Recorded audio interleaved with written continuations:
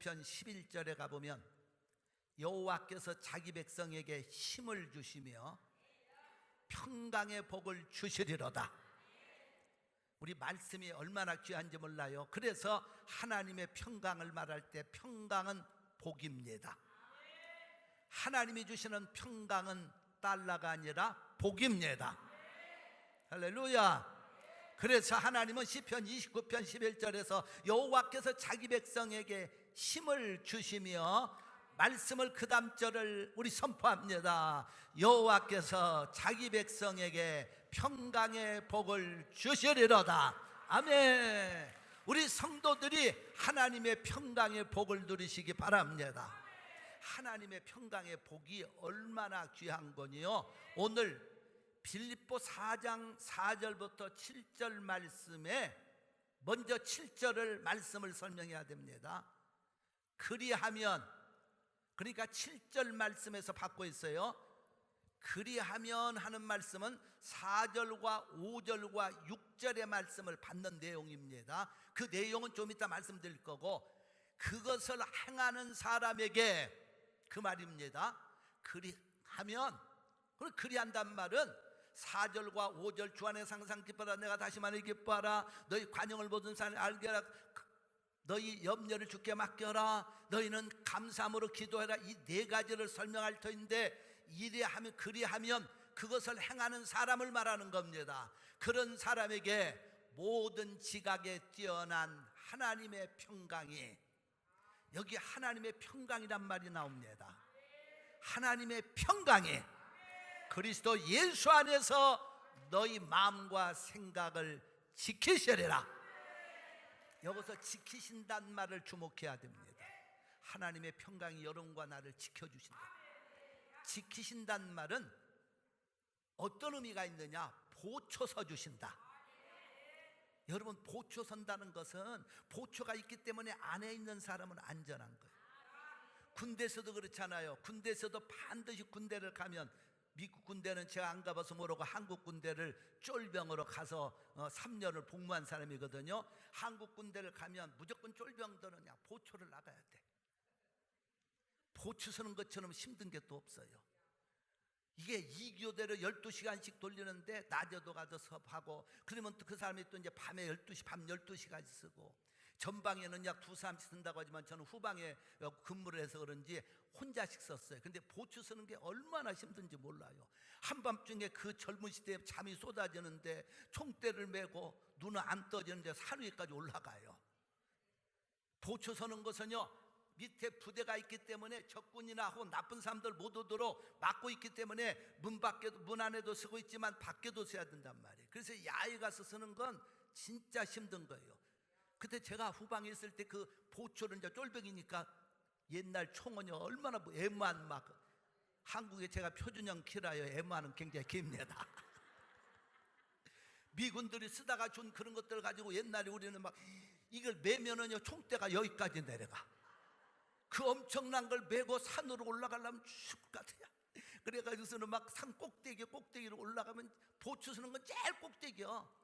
산 좋고 높은 데서 가보면 12시에 나가보세요. 칠흑같이 어둡고, 이게 어디서 뭐가 튀어나올지도 모르고 막. 그리고서는 막 나무들이 우거졌고, 근데 제가 우리가 보초 서던 그 산에 올라가면 저 밑에로는 막 호수가, 큰 호수가 있었는데 그쪽을 안 바라봐. 왜? 밤에 꼭 거기서 죽은 처녀가 살아날 것 같아요. 귀신 나올 것 같아가지고, 진짜 한밤중 보초 서려면 간담이 서늘해요. 둘이 있으면 혼자 쓰니까 그렇게 무서워요.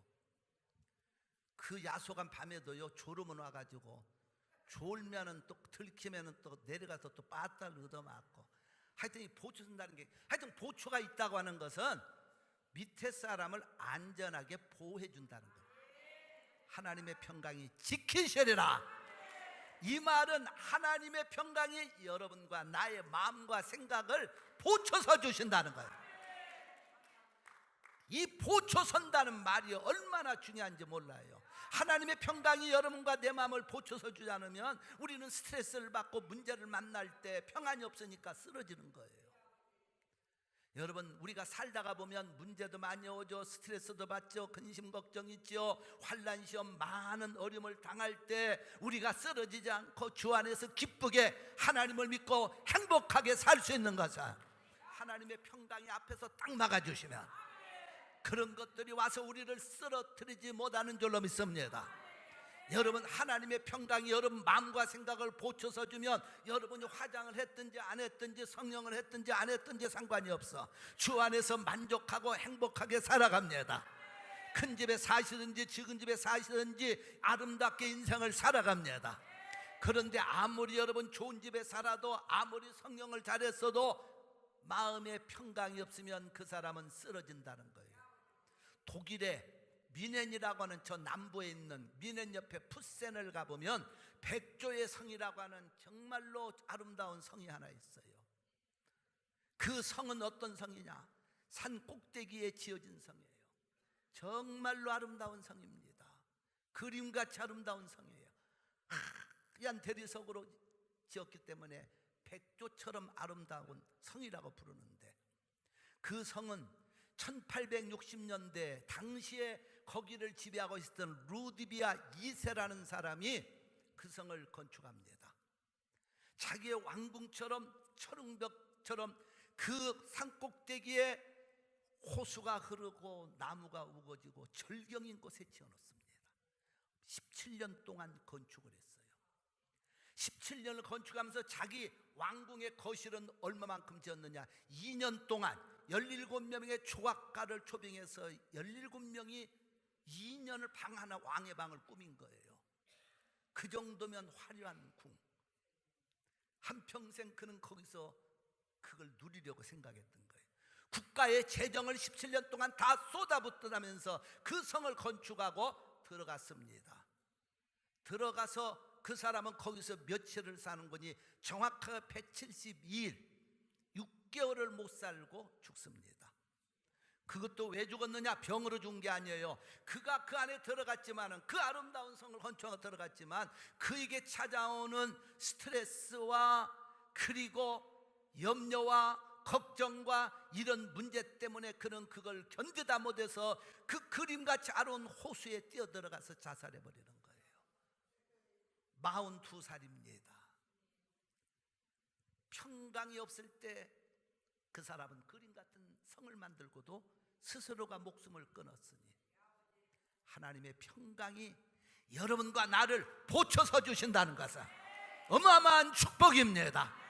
우리는 어떤 집에 살든 큰 집에 살든 상관이 없습니다. 하나님의 평강이 있으면 그 평강이 여러분과 나를 지켜주셔서 스트레스를 받을 일이 와서도 그거에 쓰러지지 않고, 문제가 와도 쓰러지지 않고, 근심 걱정할 일이 와도 쓰러지지 않는 줄로 믿습니다. 오늘 하나님의 평강을 이 아침에 누리시기 바랍니다. 그러면 어떤 사람에게 하나님이 이런 평강이 와서 지켜주느냐? 그리하면으로 말씀을 받아야 돼요. 그래서 4절의 말씀이 이렇게 말합니다. 주 안에서 항상 기뻐하라. 내가 다시 말하느니 기뻐하라. 그러니까 하나님을 기쁘게 믿고 기쁘게 사는 사람이 하나님의 평강이 온다는 거예요. 기쁘게 믿고 기쁘게 살고, 따라서 하세요. 기쁘게 믿고 기쁘게 살고. 옆에 분하고도 보시면서 웃는 얼굴로 기쁘게 믿으시고 기쁘게 삽시다. 그렇게 믿으시면 아멘. 할렐루야. 여러분, 예수님도 하나님도 기쁘게 믿으세요. 교회 들으면서부터 인상 쓰고 들어오지 마세요. 잘못 믿는 거예요. 우리는 하나님을 믿는 것도 기쁘게 믿어야 돼. 예수님을 잘 믿는 것은 인상 쓰고 뭐 한다고 잘 믿는 게 아니에요. 기쁜 얼굴로 기쁘게 믿고 하나님을 기쁘게 믿는 거 얼마나 아름다워요. 그렇죠? 하나님을 기쁘게 믿는 사람하고 기쁘게 못 믿는 사람은 차이가 나요. 어디서 차이냐? 얼굴부터 그 차이가 납니다. 옆에 분 얼굴 살짝만 쳐다보시고 저를 보세요. 말하지 마시고. 기쁘게 믿는 거 얼마나 중요한지 몰라요. 그러나 우리 삶도 기쁘게 살아야 됩니다. 기쁘게 하나님을 믿을 뿐 아니라 기쁘게 내 삶을, 인생을 살아가야 돼. 여러분, 기쁘게 살아가야 여러분도 건강해. 일찍 가시는 분들은 항상 인상 쓰고 스트레스 받는 사람들이 일찍 죽어요. 그래서 우리는 웃을 때마다 늘 제가 얘기하잖아요. 한번 기쁘게 웃을 때마다 엔돌핀이 속에서 쪼르륵. 오늘 또 2번 웃었으면 2번 나왔어. 쪼르륵. 아멘 하는 분은 지금 나오고 있어. 몇 그램이 나와? 이제는 그만 내가 안 물어봐도 대답 착착 하시. 한 번 웃을 때마다 기쁨을 웃을 때마다 엔돌핀이 쪼르륵. 몇 그램? 0.3g이야 0.5g이야 저렇게. 그걸 돈으로 환산해 보니까 얼마치? 돈의 액수는 잘 기억하는데.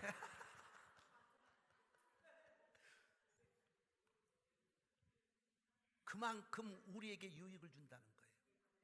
그러니까 건강한 사람은요 기쁨의 얼굴이 환히 펴진 사람. 여러분 우리가 살려면 2가지는 펴져야 된다고 생각합니다. 첫째는 파일럿이 비행기를 몰다가 고장이 나서 이머전시에 살려고 하면 낙하산을 타고 내립니다. 근데 낙하산을 탔다고 해서 다 사는 건 아니에요. 그 낙하산이 제대로 쫙 펴져야 바람을 타고 내려와서 사는데, 안 펴지면 바로 떨어져 죽습니다. 여러분 성도는 얼굴이 펴져야, 기쁨의 얼굴이 펴져야 여러분 삼재다. 건강도 삼재다. 믿으시면 아멘. 그래서 여러분 시편 100편 1절과 2절에 이런 말씀을 합니다. 심차게 선포합니다. 온 땅이여 여호와께 즐거이 부를지어다. 기쁨으로 여호와를 섬기며 노래하면서 그 앞에 나아갈지어다. 아멘. 하나님 말씀이잖아요. 기쁨으로 여호와를 섬기면서. 하나님 어떻게 믿어? 인상 쓰고 믿으라는 게 아니고 기쁨으로 믿으라는 거예요.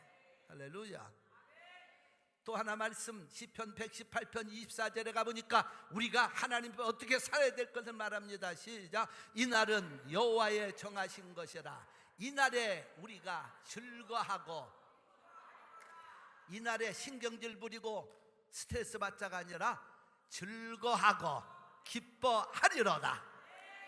할렐루야. 대선서 5장 16절의 말씀도 모두 유명하죠.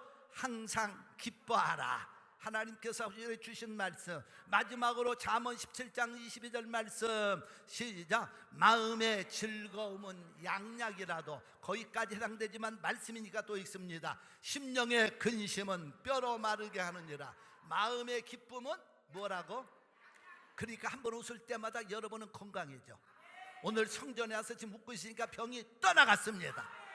약이 되어서 고쳐주고 있습니다. 할렐루야. 그렇게 믿으시면 박수하면서 아멘.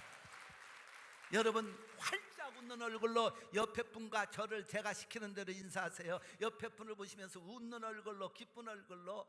집사님이, 권사님이 당신이 웃는 얼굴을 보니 오래오래 사실 것 같습니다. 시작.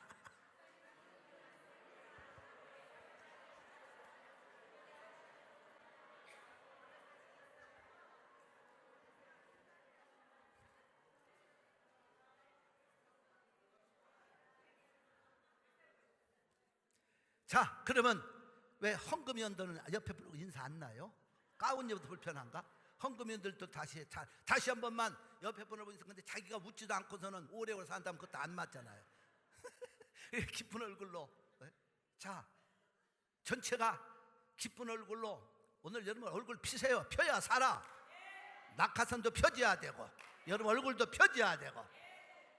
자, 옆에 분과 앞뒤로 보시면서 가장 최고의 기쁜 얼굴로 쳐다보면서, 집사님이 옆에 권사님 직분을 알아서 붙이시고, 얼굴을 보니, 웃는 얼굴을 보니 오래오래 장수무강하실 것 같습니다. 만수무강하실 것 같습니다. 시작.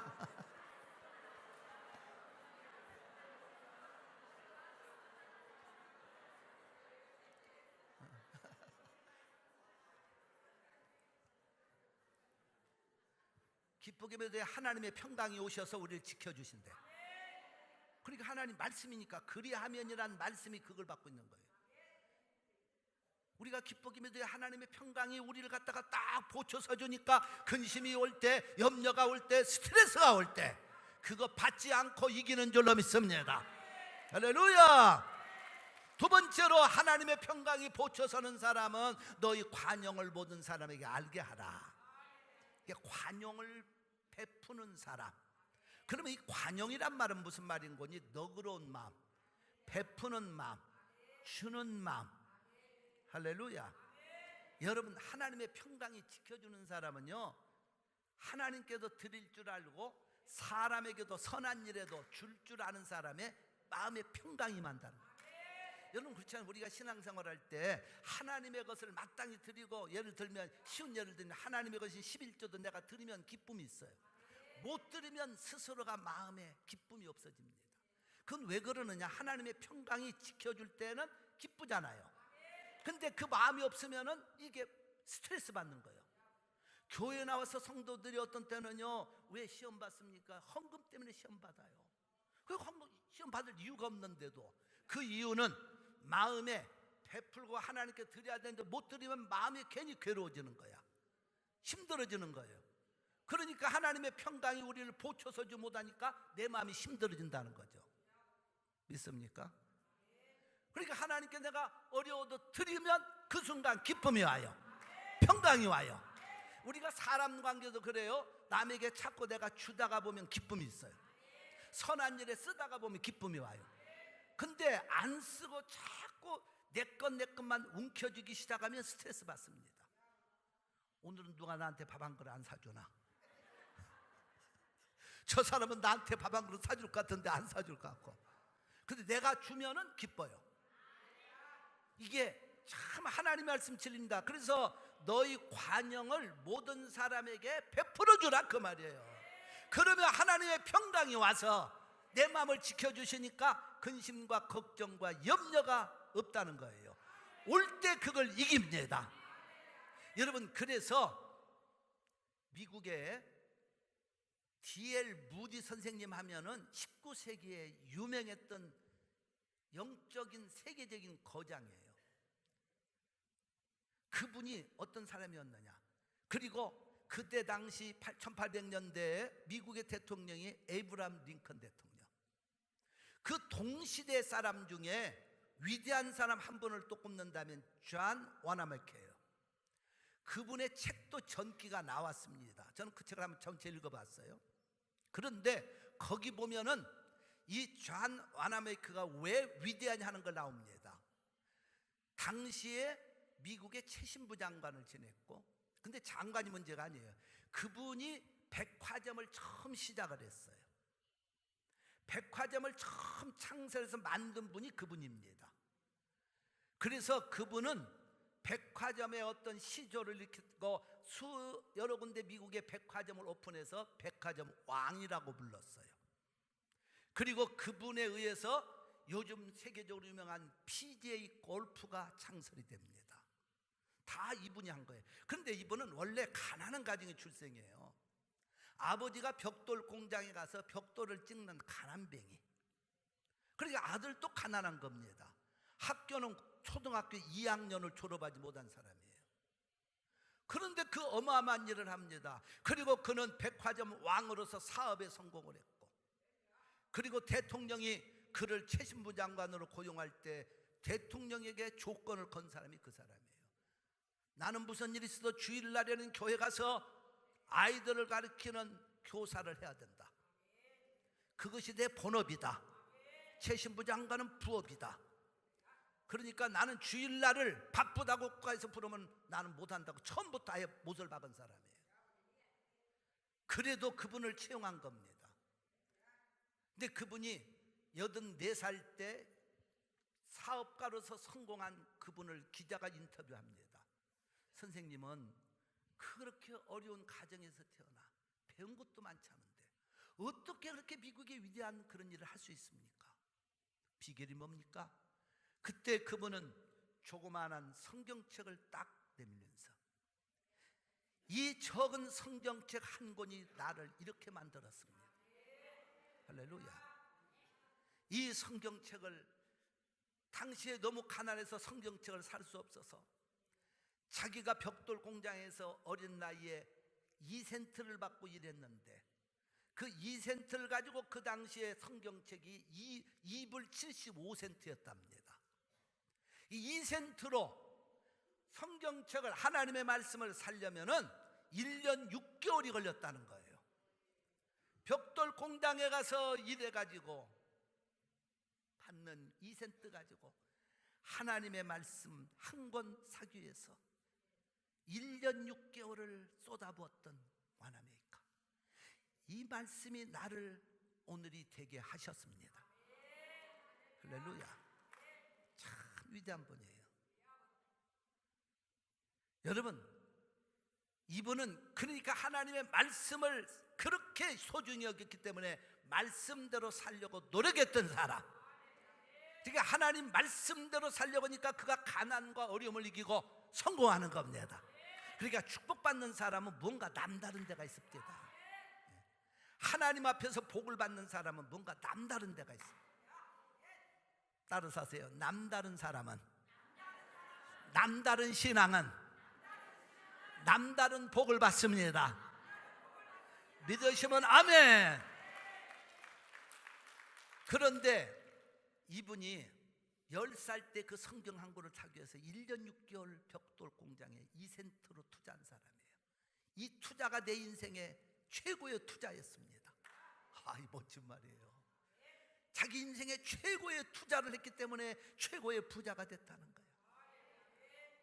이분이요, 다니던 교회가 그때 당시에는 뭐 아스팔트나 콘크리트 같은 거 하려면 굉장히 돈이 비쌌고 지금도 비싸지만은, 근데 자기가 다니던 교회가 비만 오면은 그 앞마당이 완전히 그냥 질컹질컹, 교회 오는 사람들이 다 신발에 흙이 빠지고 교회당은 엉망이고, 그런데 거기에 뭐든지 깔을 수 있는 돈이 교회가 없었습니다. 그러니까 그때 당시에 그 교회 담임 목사였던 존 챔버스라는 목사님이 계셨는데, 이분이 비 오는 날이면 걱정이 생겼어. 성도들이 다 흙이 묻은 신발로 그 질컹질컹한 앞마당을 와야 되니까. 그런데 어느 날부턴가 자고 나면 벽돌 한 장이 교회 앞에 문부터 깔려지기 시작하는 거예요. 하룻밤을 자고 나면 또 하나가 깔려. 자고 나면 깔리는 거예요. 그래서 목사님이 참 희한하다. 누가 이 벽돌 한 장씩을 갖다 놓을까? 그런데 원체 일찍 새벽 기도 되기 전에 깔아놓기 때문에 몰랐습니다. 그래서 한 번에 목사님이 결심을 하고 그 교회당 안에서 누가 이 한밤중에 와서 깔아놓는 나하고 보고 있었어요. 그랬더니 13살 된 그 존 와나메이커가 벽돌 한 장을 들고 오더니 옆에다가 또 깠습니다. 그러고 가는 거야. 그래서 그때 그를 붙들고 물어봤어요. 존아, 네가 어디서 이 벽돌을 갖다가 한 장씩 매일 까느냐? 그랬더니 그때 얘기를 합니다. 비가 오면은 교회당이, 오는 성도들이 다 빠져가지고 흙이 묻고 교회당이, 하나님 성전이 더러워지고 너무 불편해서 자기가 벽돌 공장에서 하루에 7센트씩 받고 일을 하는데 7센트 받을 때마다 벽돌 한 장을 사다가 깔고 있다는 거예요. 참 위대한 분이에요.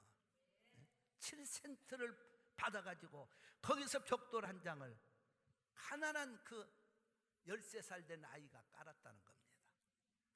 목사님이 너무 감동이 돼가지고 성도들에게 그 얘기를 했더니 온 성도가 감동을 해서 함께 가지고, 그래서 자기는 2년 동안 그렇게 하면 이걸 깔이라고 믿었다는 거예요. 매일 하루 한 번씩 2년 동안을 깔면은 이 교회당 앞마당을 깔 수 있을 것 같아서 자기가 시작했다는 거예요. 하나님은 성도들의 마음을 움직여서 그 교회당 앞마당을 까는 그런 기적이 났습니다. 여러분, 하나님이 어떤 사람을 지켜주시느냐? 뭔가 남달라야 돼요. 여호와의 평강이 너희 마음과 생각을 지키시리라. 어떤 사람, 너희 관용을 모든 사람에게 알게 하라. 보여주라는 뜻입니다. 하나님께도 관용을 베풀고, 관용 베푼단 말을 이상해. 하나님 우리가 관용할 수는 없죠. 하나님께 드릴 건 드리고 사람들 관계도 할 건 하고, 그럴 때 우리에게 기쁨이 온다는 거예요. 평강이 오면 한다는 겁니다. 그래서 역대상 29장 9절의 말씀을 우리 함께 선포합니다. 백성이 자기의 즐거이 드림으로 기뻐하였으니 곧 저희가 성심으로 여호와께 즐거이 드림이며 다윗 왕도 기쁨을 이기지 못하여 하니라. 아멘.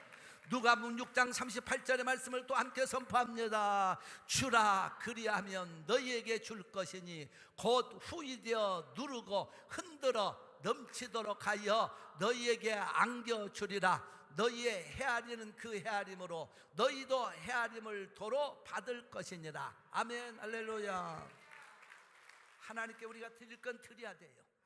그래야 내 마음에 기쁨이 오고 평강이 옵니다. 인간관계 속에서 내가 받는 자가 되지 말고 주는 자가 되시기 바랍니다. 베푸는 자가 되시기 바랍니다. 그래야 하나님의 평강이 옵니다. 그 평강이 나를 지켜주면 근심, 걱정, 스트레스가 올 때 우리는 그걸 뚫고 나갑니다. 하나님의 평강으로 막아주시는 거예요. 세 번째, 하나님의 평강은 어떤 사람에게? 염려, 근심을 이기는 사람. 그래서 6절 말씀을 선포합니다. 아무것도 염려하지 말고, 아무것도 염려하지 말고 오직 모든 일에 기도와 간구로 너희 구할 것을 감사함으로 하나님께 하려라. 그래야 모든 지각이 뛰어난 하나님 평강이 7절 말씀까지 그렇게 나온다 이 말이에요. 6절만 읽으시고 아무것도 염려하지 말고 염려, 근심을 이기는 사람. 성도는요, 이 세상 살다 보면 염려, 근심 많아요. 여러분 걱정 없어요? 있어요. 나도 있어요. 여러분도 있어요. 염려, 근심 없는 분 한번 손 들어보세요. 나는 염려, 근심 걱정할 일 아무것도 없다고 생각하면 손 들어보세요. 없어. 여기 있는 사람은, 저 공동묘에 누워있는 사람은 없어. 그런데 성경은 어떤 사람이 하나님 평강이 임하시느냐? 염려, 근심을 이기는 사람이에요. 어떻게 이기느냐? 염려, 근심을 못 이기면 두 가지가 나타납니다. 첫째, 병이 걸려요.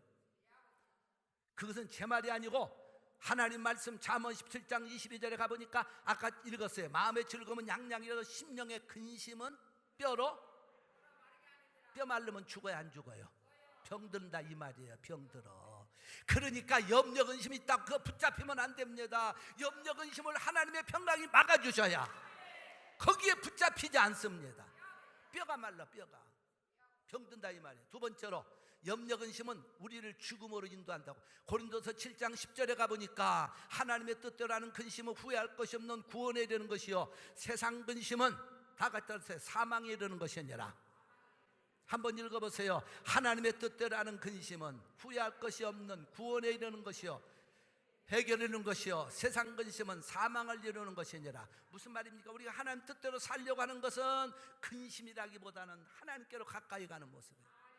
그것은 우리가 회개함으로 하나님 앞에 가까이 가서 구원을 받지만, 세상의 근심과 염려는 우리를 사망으로, 죽음으로까지 가게 만든다는 거예요. 오늘 여러분이 어떤 염려, 근심, 걱정할 일, 스트레스 가지고 있다 할지라도 하나님 앞에서 오늘 이것을 이기시기를 바랍니다. 어떻게 이기느냐? 하나님께 맡겨버려야 돼요. 그래서 시편 55편 22절에 가보니까 너희 염려를 다 주께 맡겨버려라.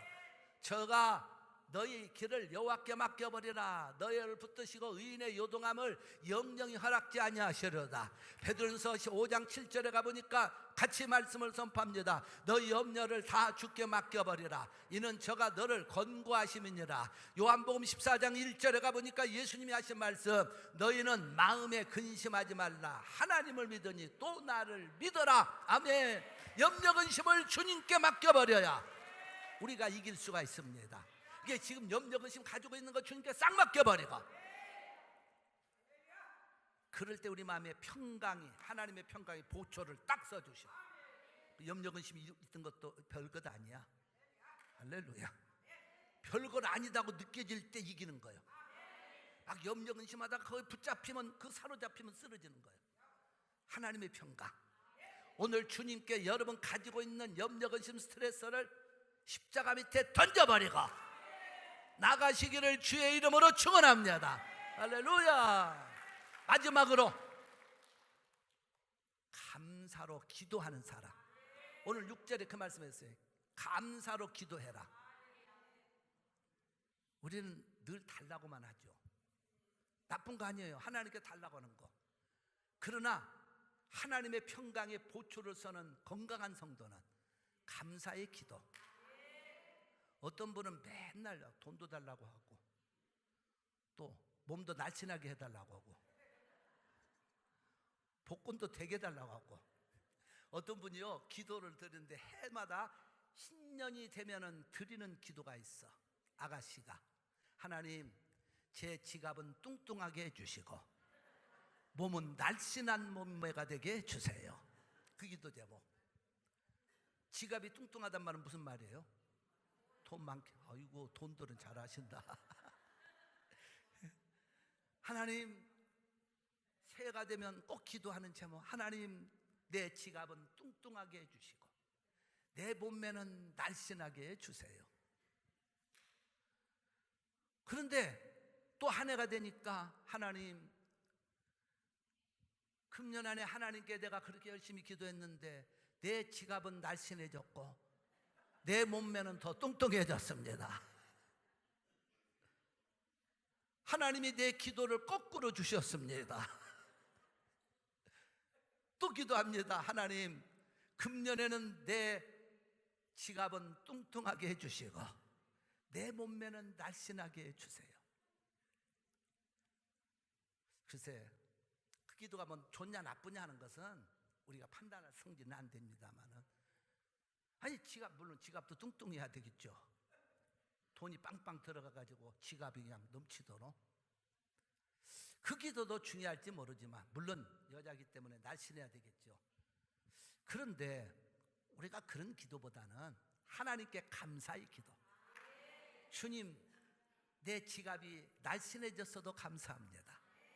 내 몸매가 뚱뚱해졌어도 감사합니다. 그렇게 우리 감사의 기도 한번 드리면 어떨까요? 옆에 분을 보시면서 그렇게 합시다. 지갑이 뚱뚱해도 감사하고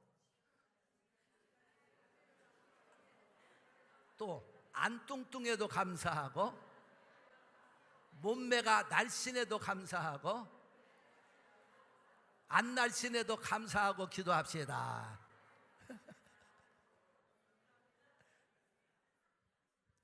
우리 감사의 기도가요 굉장히 중요합니다. 왜 그러느냐?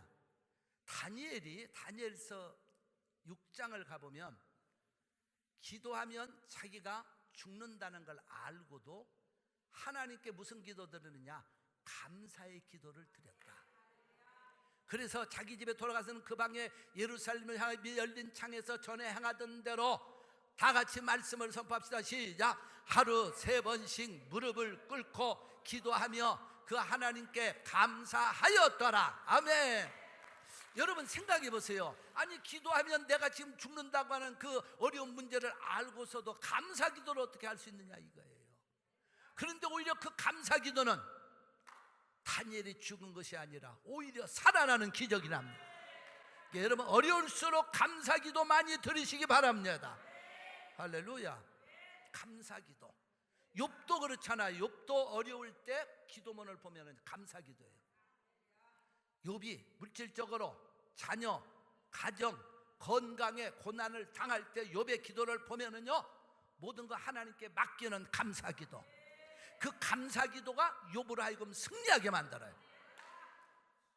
여러분들 지금 문제가 있다고 해서 그 문제만 왜 해결 안 해주십니까? 내 몸에 병인데 왜 안 고쳐주? 이거에 너무 연연하지 마시고 하나님께 감사 기도를 드려보세요.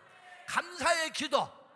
그러면 하나님의 평강이 여러분을 보초서서 지켜주신다는 거예요. 그럴 때 우리는 이 땅을 승리롭게 살아갑니다. 행복자로 살아갑니다. 만족자로 살아갑니다. 할렐루야.